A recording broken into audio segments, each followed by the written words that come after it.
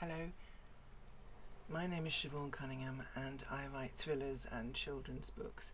I've done about 4 thrillers and about 13 children's books as a series. I am based in the UK.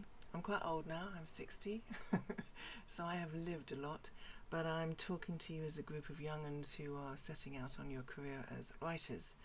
I think if I was going to give advice to the young starting, please just practice writing as much as you can, whether you're writing short stories or blogs or whatever. Just practice, just keep on going. Don't wait till you're my age to actually start putting everything down. Although having said that, at my age I have experienced lots of things, and my form of writing is that I can only write about what I've seen or experienced from a little bit from afar or witnessed. So I like to write about fact in fiction, to an extent. I started writing, started telling my younger brother little stories when I was sort of babysitting. I was about 8, 9, 10, and I was the eldest of 5, so sometimes I had to babysit, so I would tell the children stories, and I found that when they were funny stories the children laughed, so it was a form of entertainment to make someone else smile, and I quite liked that. I then grew up, went to school. I wanted to do law because I've got this thing about justice and righting wrongs and protecting the underdog and things like that, so I thought I could go into law and help people. So I'd sit in the back of courtrooms when I was doing my law A-level and watch a lot of court cases and realise that actually law is not always fair. So I went off that idea and went into other things. I went into modelling for about 5 years. I went into the music industry for about 8 years, and I was in the sports industry for another few years. So I've sort of covered a lot. I then went into a children's charity around the world, so I worked there. And then for the last 7 years I've worked for the police as a crime investigator and an intelligence analyst. So my joy of helping others and getting justice for the underdog, I've gone around in another way rather than standing up in a court and being a prosecutor or something. Because my hobby is justice, so because I have passion about it, that's what I write about. So I write about fiction based on something I feel passionate about. So if you are writing anything, please feel passionate about it, because it comes across in your work. People believe more if you can record the sense of sight, smell, feel, sound of a scene or a story that you're writing about. You bring people into it more, and the only way that I can imagine that or write about that is if I've been there and I can relate. So my writing is based on what my hobby or passion is, or what I feel in life that I should be doing is. So find out at a young age what you love, whether it's motorcycling or car racing or horse riding or charity work or anything that you have, arts, music, anything you have a passion about. That is what will be your best form of writing, because you will do it from the heart and you'll know the smell, taste, feel of it. So your scenes or your descriptions will bring a reader in, and they will be going on the journey with you. So because I've done a lot of stuff, I probably have a lot of stuff back there to pull forward to when I do my writing. I started out writing thrillers because a couple of times in my life I've been attacked by people and got away. Luckily, I must have an angel up there looking after me. But one of the guys that attacked me, I remember looking in his face thinking, why are you doing this? Because you're quite an attractive, normal, your mother would love you type of guy. Why have you turned to this form of violence? And why are you needing to take from people rather than have normal relationships and normal love and normality? Why do you feel you need to take? What is wrong with you? You're healthy looking, good looking, you've got your life ahead of you type of thing. You don't need to do this. What happened to you? So the questions in my 20s when this happened were why, and I dealt with the police on helping them source a photo fit of the person because he'd attacked quite a few people. And so the story of my first trilogy, my first thrillers, were based on that character. I had an interest, and could we stop that? Could we stop people doing that sort of thing? Could we change lives? Could we, in my naive way? So I made up a story, trying to understand behind the criminal mind why someone resorts to that, and maybe we can understand it, and other people with far more intelligent than me can maybe make a plan, a mental health plan or something to help people out. And I also, I worked for 7 years in the music industry, so I was producing music for film. So I love film and I love music, and music is like a third character, a main character in a movie. It can make or break the movie, I feel. So because I was working in the music industry, when I write, I am very visual. So I write it from a director's point of view, or an actor's point of view, or a scene maker's point of view, so that everything is covered within that scene that I've written, so that a film can be made. And I almost have the music in the background in my head, what's going to be, So I write for film. That's my particular jaunt. I mean, other people do things differently. So I wrote a series of books around a killer and the reason why he became that way, and maybe the source of hope at the end of how we can help and redirect that energy. And then I started working with the police, and then I started a series called the Fallen Angel series, which is behind me, and that is when I see injustices. When I was a little girl, somebody tried to hurt me, and I saw them walking the street the next day, and I realised that they had got away with something. And I heard that they'd done the same thing to another little girl, and she didn't survive it. So I was quite angry about that as a child, and I didn't know how to talk to adults, and I didn't know how to make things happen. I didn't know how to stop what he was doing. I was only little and he was huge, and I didn't know what to do. So I made a little private deal with God when I used to say my prayers at night. I came from an Irish Catholic family, and I said my prayers, and I'd say, when I go to heaven, when I die, when I'm older, can you put me on a cloud for a while and make me invisible, so that I can get all the guys and girls that slip through your and the police's fingers, so I can dish out karma, basically, in a little girl's prayer.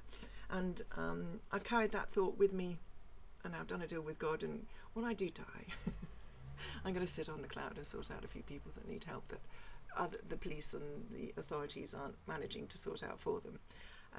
So I wrote a series about that. There's a female in the book who dies at the age of 30 under a tube train, mysteriously in London, and she goes up there and finds out that there's an MI5.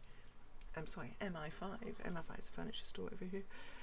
MI5, the safety unit, detectives and things up there, and they are sorting out crime invisibly as angels, basically. A bit crazy, but they do things like all the things that I don't like in life. I can write in this book, and I can shift all my energy into getting rid of the anger that I have that's going on in the world right now. Things like trophy hunting. I don't like people killing animals for pleasure.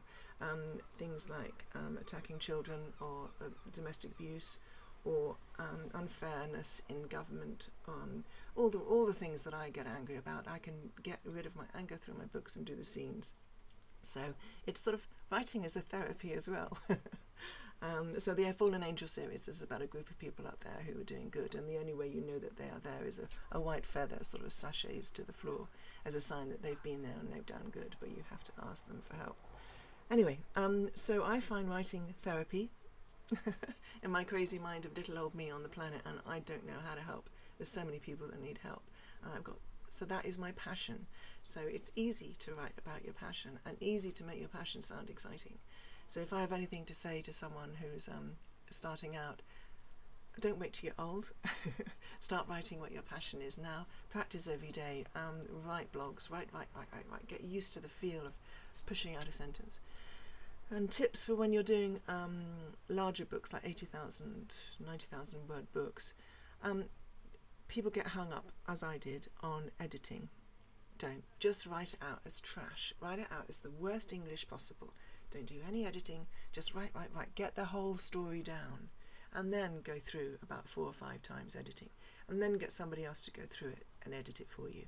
And then get friends to read it for you. I mean, the editing process is about a third of the work. It's a lot of work that you do afterwards. But your first draft is rubbish that you would never show anybody. So don't be in fear. No one's going to see it. It's going to go in the trash can afterwards. Edit, edit, edit. That's what editors are for. You're keeping an industry alive by letting editors do your work. So I'm a little bit dyslexic. I can't, my English is atrocious, but I know how to write a story. So get that story down, whether your spelling mistakes are there, whatever. Don't care. Get it out there. Get those 80,000, 90,000 words out, and then do the editing process later with professionals. What else can I recommend to the young? I think I'm an observer. I'm a people watcher. I like sitting in cafes and just watching, and then sitting back and listening. So while you're young, listen, learn, watch, take up little hints of people's character. Watch what their tics are.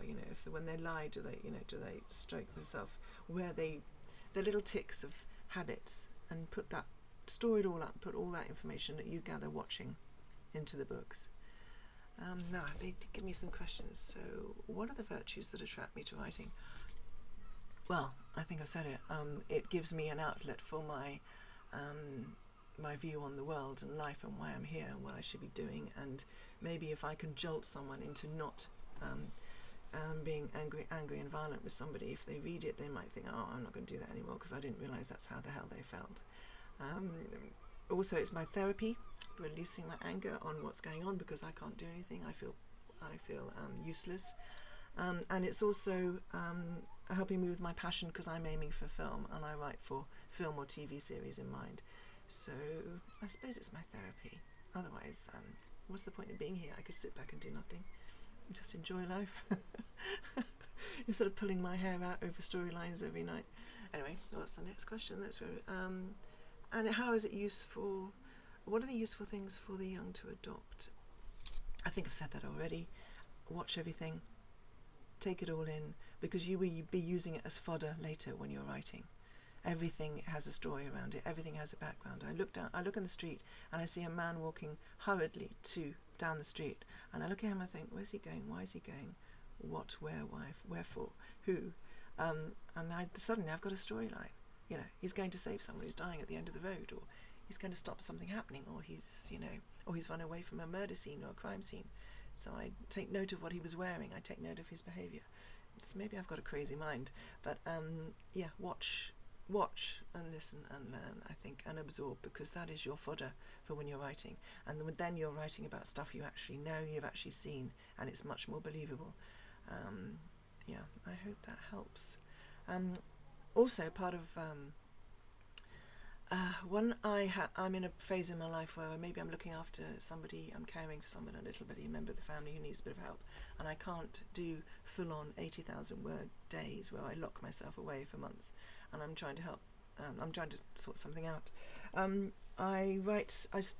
To carry on writing through those phases, I started by accident writing stories about my pets and animals, and trying to teach children little hints on things in life. Through my work as a crime investigator, you see children going into crime, and maybe it's a little step to help the parents and children before they take that step of how to cope with things like bullying, self-esteem, doing a good deeds in the day. Little stories that help a child and an adult to talk about stuff that's worrying them.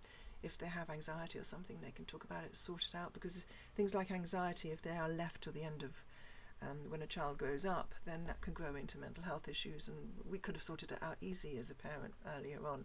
So I've done that. I do a little series, which is only 1,200 words on each, but they're a little series of ginormous series, it's called, and it's something for children. So I do the drawings for it, I do the text for it. The text is quite short, 1,200 words, but text is quite nail-bitingly hitting on where a parent can notice and where a child can notice things and get them help, so they don't have a bit of a sad life if things take hold when they're young.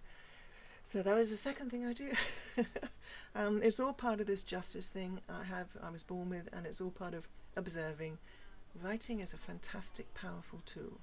You can help people. I've had people come back to me with, "Thank you so much, you've really helped me."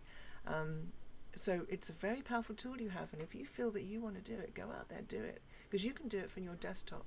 You don't have to be, in a war zone. You don't have to be walking dangerous streets. You can really help save lives from your desktop. So that's why I do it, and I'm very excited for you. Get out there, get on, and start working. It's fun, and you can do it all your life, anywhere in the world. Enjoy. Thank you. Stay safe.